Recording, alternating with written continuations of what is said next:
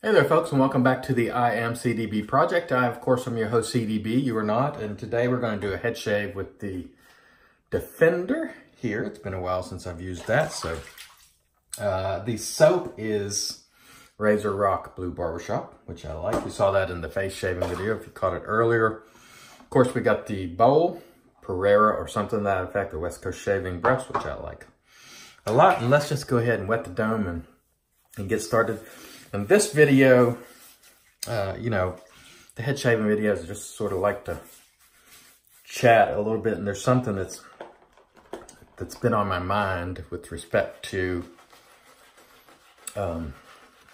politicians, especially if you follow them on Twitter. I like to follow a lot of different politicians on Twitter, from Alexandria Ocasio-Cortez to Donald Trump to, Elizabeth Warren to Cory Booker to whomever. I like to follow a lot of different politicians just to sort of Rand Paul, get a feel for how they're communicating and what they're trying to say. And the one thing that's disturbing to me, and this is across the board, and it's not necessarily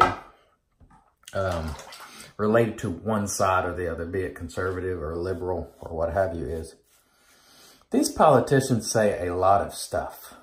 They just routinely get on Twitter and make these statements as if they're a fact.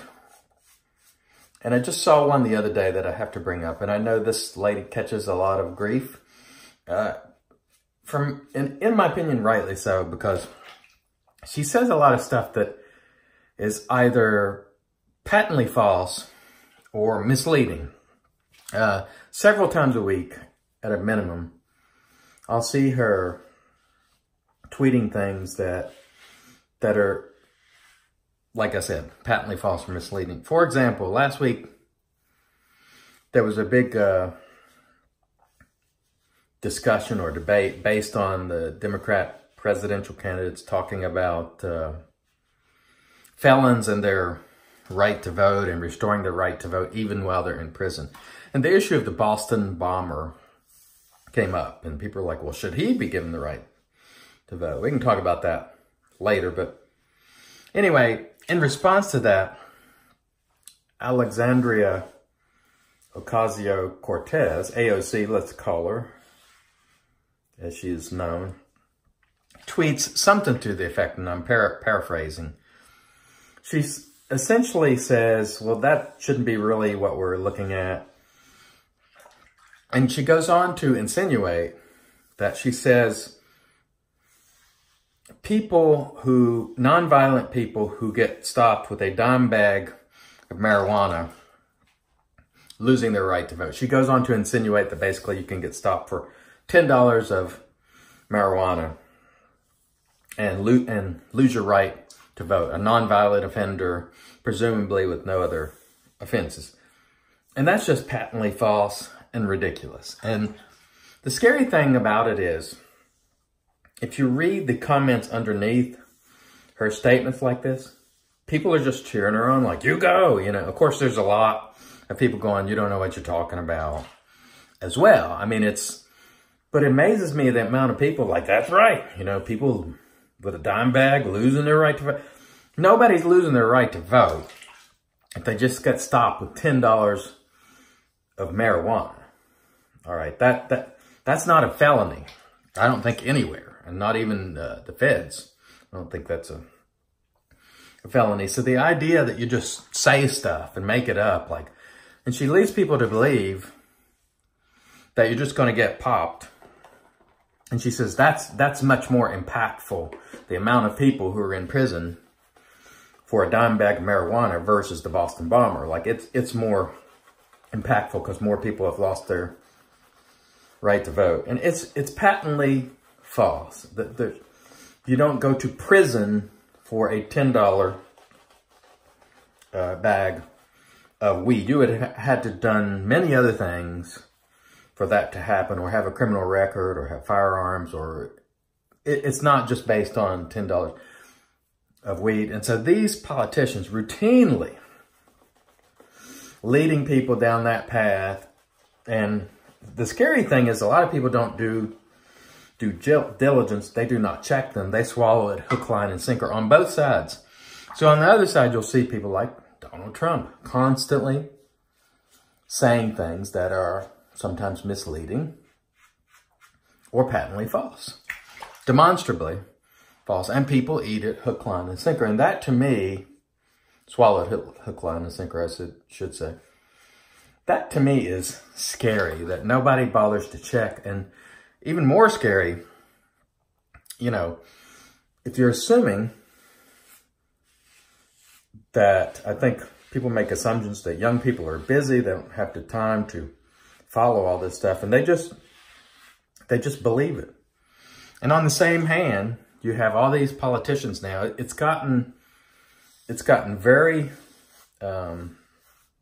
popular to promise all kinds of free stuff. Nothing is free. Everybody has to pay for everything, right? And so they're like, free college, free healthcare, free this, free that, as if no one has to pay for it. And that's just not true, but it's a really appealing message if you're somebody who possibly stands to benefit from that. They're like, well, we'll have the other guy pay for it, you know. And it's really disheartening that these politicians knowingly, I don't know about her, you know, because she says so many weird stuff, so much weird stuff that's either false or ignorant.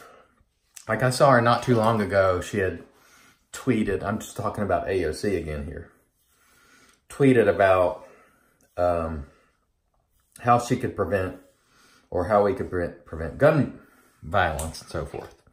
And she was like, background checks, okay, we already do that. She said bump stock ban, and at the time she tweeted it, the bump stock ban had already taken effect, federal law. And it's like, you know, she doesn't even do due diligence whatsoever. Now, she's a young person. I just hope, for those of you who are younger viewers watching this, that you just don't swallow what these politicians are putting out there, hook, line, and sinker. Check them. And I don't care if they're Republican, they're independent, Democrat, whatever the case may be, because they flat just get out there and say a bunch of stuff that's either patently false or misleading. And I worry that it is really motivating people and driving them towards points of view that are based on a house of cards, that based on stuff they just hear it. Oh yeah, the other one is, and again, I'm not a climate change denier, but we're going to be gone in 12 years. And I'm like, you know, and so they've got even young children. I remember seeing this not too long ago, Dianne Feinstein's office. There's a bunch of young children. They're like maybe 8 years old. And they're like, what are you going to do? We got 12 years. And I'm like, that's child abuse to have children knowing they don't have the data necessary to form an opinion. They don't have enough world experience. They certainly probably haven't had the time to research it or look at it objectively. And tell them the world's going to end in 12 years, and you bring them in this lady's office like props just for virtue signaling. And it's really disheartening. So I ask all my viewers, at least, do your due diligence. Go out, check these people. Whenever they're making these broad sweeping comments, and more importantly, when they're offering you a bunch of free stuff, consider who has to pay for that and how they have to pay for it, or even if it's possible to pay for it. You got to look at, you know, the shape we're in terms of spending, and just, you know, consider it. And then if you agree, cast your vote accordingly. But please do your homework, do some due diligence. And that is my message for today. It's been a very nice head shave.